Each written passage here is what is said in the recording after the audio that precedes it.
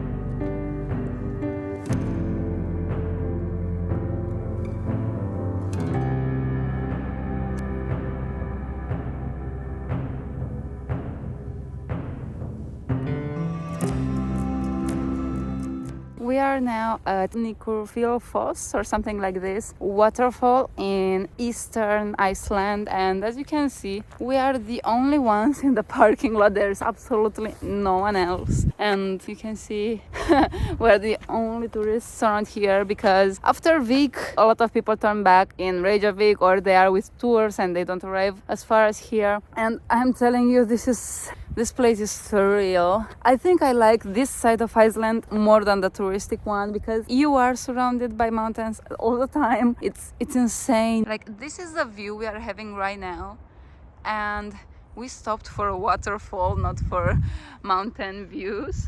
Look at this. And here you can read about this area. You can stop to read. And this is a walking path. So we are basically walking from that parking lot over here. It is a nice paved path, and I'm hearing the waterfall over there. We can admire this beautiful view while we're walking, and my shoes are still dirty because of the quicksand yesterday. And I don't know if you can hear the waterfall from the video. Okay, so I am seeing the waterfall. Wow, it's so powerful. And here we can read a little bit about it. Let's see. You can stop to read. I will move it fast.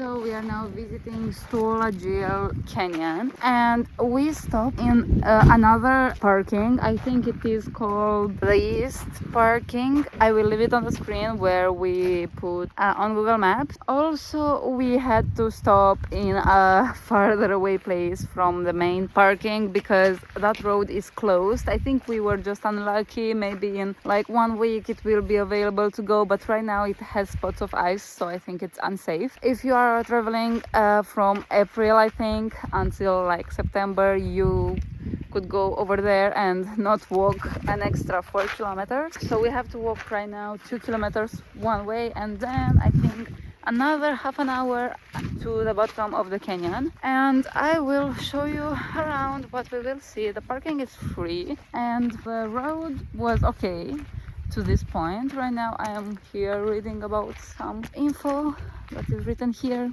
So just so you know, if your rental car is bigger, you will see on this road that there are markings that there have been cars, and also we saw some tourist cars passing by with bigger cars and they were able to go to the other parking. We are now next to a waterfall that is very, very pretty, as you can see, but I am not sure where the canyon is. It is very hard to walk because there is ice and it's very slippery, but at least we got to see this beautiful, beautiful frozen waterfall. And we will keep going to see if we arrive at the canyon.